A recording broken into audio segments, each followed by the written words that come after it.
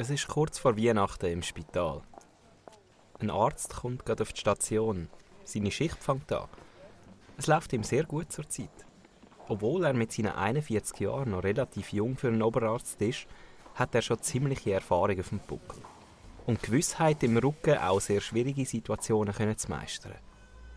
Und das über weite Strecken mit Leichtigkeit. Nur ein Gedanke plagt ihn immer häufiger. Beim Antritt der Schicht passt ihn auf dem Gang seine Kollegin von der Geburtenabteilung ab. Ihre Augen spielen zwischen dem Handy-Display und dem Blick nach vorne Ping-Pong. Sie muss sich ein Lachen verkneifen. Ei, wieso so gut gelaunt? Ist das Tinder-Date von gestern so ein Komiker? Scherzt er ihr locker zu. Tinder-Date? Ah, ja, der Massimo, das ist ganz ein guter. Danke der Nachfrage, Mister. Ich bin mit meinem Beruf verheiratet. Aber nein, ich habe gerade nur das beste Reel vom Tag gefunden. Musst mal schauen, wenn man Neugeborenen so ein Kleberli auf den Kopf klebt, sehen sie es wie kleine Kiwis. Man kann es kaum noch unterscheiden. Herzig die Kiwi-Köpfchen, oder? Der Arzt schüttelt nur lachend den Kopf. Da kann ich ja froh sein, dass ich heute Morgen noch nicht gerade Vater werde, wenn so Profis wie du in Charge sind, stocken wieder runter. Entspann dich. In diesem Haus brauchst du Humor. Das Leben zwingt uns schnell genug wieder zur Seriosität. Ich meine nur schon den Fall von letzter Woche. Es hat keine Anzeichen gegeben und dann ist es gleich passiert. Ich weiss. Entgegnet er leicht unsicher, ob das die Wahrheit ist. Natürlich weiss er, dass es schnell genug in die andere Richtung kippen kann. Aber halt nicht aus erster Hand. Noch hat jede Patientin oder jeder Patient, den er operiert hat, das Spital lebendig verlassen. Gegen aussen hat er inzwischen fast schon einen Anschein von Unfehlbarkeit ausgestrahlt. Man sollte meinen, dass das Selbstvertrauen stärkt. Aber in ihm machen sich inzwischen eher gegenteilige Gefühle breit. Er weiss, dass in diesem Job der Tod ein ständiger Begleiter ist. Und mit jeder erfolgreichen Operation wird nebst dem erfüllenden Gefühl, ein Leben gerettet zu haben, gleichzeitig auch die Angst vor dem Tag grösser, wo er das eben das erste Mal nicht schaffen wird. Bisher hat er den Gedanken einfach versucht zu verdrängen. Genau für das ist doch das Internet erfunden worden. Findest du nicht auch? In seinen Gedanken verloren hat er seiner Kollegin gar nicht mehr richtig zugelassen. Was? Wie bitte? Leck, du könntest bei Scrubs mitspielen. Träumst etwa auch wie der JD vom Turk. Wer wäre das bei uns? Der Arkan? Habt ihr euch zusammen eingesäuft und unanständige Sachen gemacht? Stichelt seine Kollegin leicht boxend. Er ist froh um ihren Kommentar. Das Anzünden ist die beste Medizin gegen quälende Gedanken.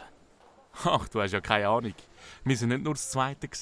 Du bist auch dabei und hast dabei, glaube ich, komplett im Massimo vergessen. Du. Wo seine Kollegin noch zum Konter ansetzen will, rennt der Arzt los. Sein Blick auf den Pager hat auch sie vom einen Moment auf den anderen wieder in die bittere Realität gerissen. Wie ein schwerer Stein, der sich dem Gesetz der Schwerkraft ergibt und mit voller Wucht auf dem Boden aufprallt. 3 Tage später zwingt er sich aus dem Bett und betritt das Spital. Keine Ahnung, wie er das schaffen soll. Alles fühlt sich an diesem Morgen anders an. Nichts ist, wie es vorher war. Beim Schichtantritt trifft er wieder auf seine Kollegin. Hey, mein tiefstes Beileid. Wie geht's dir? Er will reden, aber es geht nicht. Er zittert am ganzen Körper. Du hast alles Mögliche unternommen. Gewisse Sachen sind einfach außerhalb von unserer... Macht? Pff. Als hätte ich so etwas gemacht. Im Gegenteil. Ich glaube, ich kann das alles so nicht. Ich meine... Wieso ausgerechnet er? Du hast nicht gekonnt.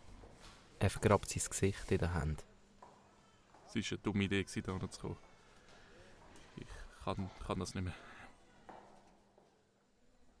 Die kommenden Tage taucht er nicht im Spital auf. Jeden Tag läutet seine Kollegin bei ihm an der Tür. Erfolglos. Nach dem 5. Tag schreibt sie ihm einen Brief und leitet ihn vor die Haustür.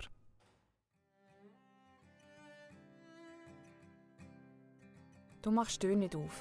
Und ich verstehe es. Wirklich. Aber ich weiss auch aus Erfahrung, es wird leider nicht besser. Ausser du steigst zurück in den Ring. Und wenn auch immer das ist, ich werde da sein.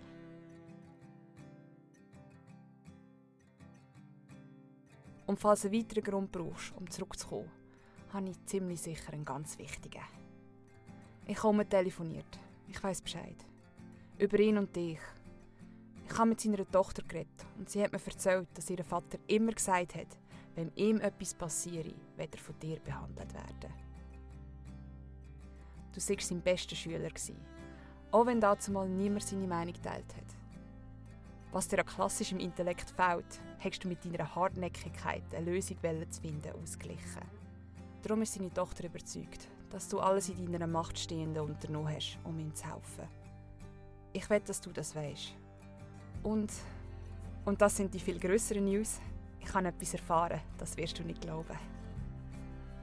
Aber das werde ich dir nicht in meinem Brief erzählen. Für das musst du zurück ins Spital kommen. Zurück zu uns in die Gegenwart. Aber ich verspreche dir, das willst du nicht verpassen. Ich zähle auf dich. Bis gleich.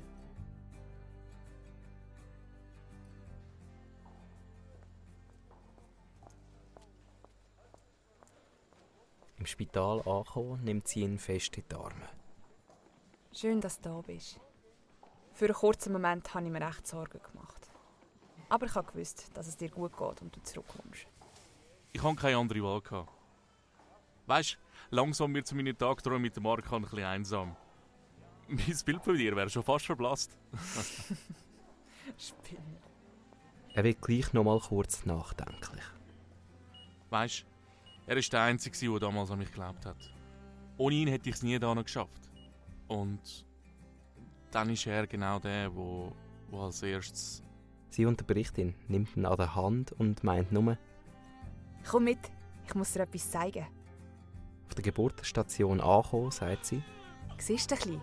Dort in der Mitte. Das ist sein Enkel. Er kann gar nicht richtig glauben, was er sieht. Unglaublich, oder? Sie hat mir am Telefon noch gesagt, dass er schwanger ist. Aber dass es so früh kommt, haben wir wohl beide nicht erwartet. Aber er ist wohlauf. Kerngesund, das kleine Geschöpf. Bei diesem Anblick muss er sicher Tränen zurückheben. Und wie heisst er? Sie lächelt, drückt ihm ein Kiwi in die Hand, klopft ihm leicht auf die Schulter und meint nur: Was steht auf deinem Namensschild?